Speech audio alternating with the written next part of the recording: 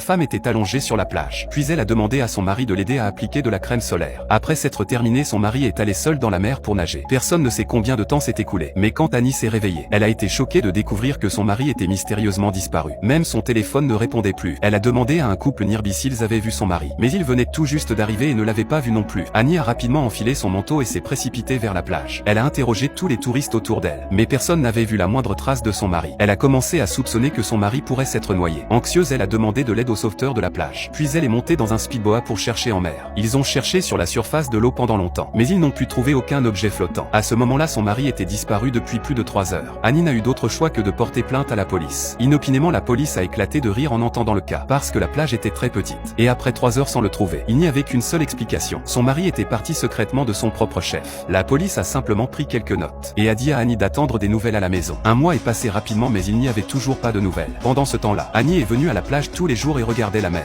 Elle espérait trouver quelques indices sur son mari. Il ne s'est jamais montré. Un jour, elle a soudain reçu un appel téléphonique. Excitée, elle a pensé que c'était son mari. Mais quand elle a répondu, elle s'est rendue compte que c'était simplement un appel du service client de l'hôtel. Annie est tombée dans un profond désespoir. Où était exactement son mari allé? Alors que les vacances d'été se terminaient, Annie n'a eu d'autre choix que de retourner à l'école pour enseigner. Le premier jour de son retour, elle a été surprise de découvrir que le sauveteur, auquel elle avait demandé de l'aide auparavant, était devenu son nouveau étudiant. Ce qui l'a encore plus intriguée. Jacques viendrait discuter avec elle après chaque cours. Il l'a même invitée à dîner le soir. Annie savait exactement ce que Jacques voulait dire. Elle l'a fermement refusé, parce qu'elle croyait que son mari était toujours en vie. La première chose qu'elle a faite après être rentrée à la maison, était d'ouvrir l'ordinateur de son mari, et de revoir ses anciennes vidéos de travail. À sa surprise, elle a trouvé qu'une femme discutait souvent avec son mari, dans ses vidéos, et le ton de la femme montrait clairement de l'affection envers lui. Annie a senti que quelque chose clochait définitivement avec cette femme. Elle soupçonnait que cette femme pourrait être liée à la disparition de son mari, mais elle n'avait jamais vu cette femme auparavant. Alors elle a appelé sa meilleure amie pour l'aider à l'identifier. Mais même son amie ne reconnaissait pas la femme. Le lendemain, Annie a soudain reçu un appel de la police.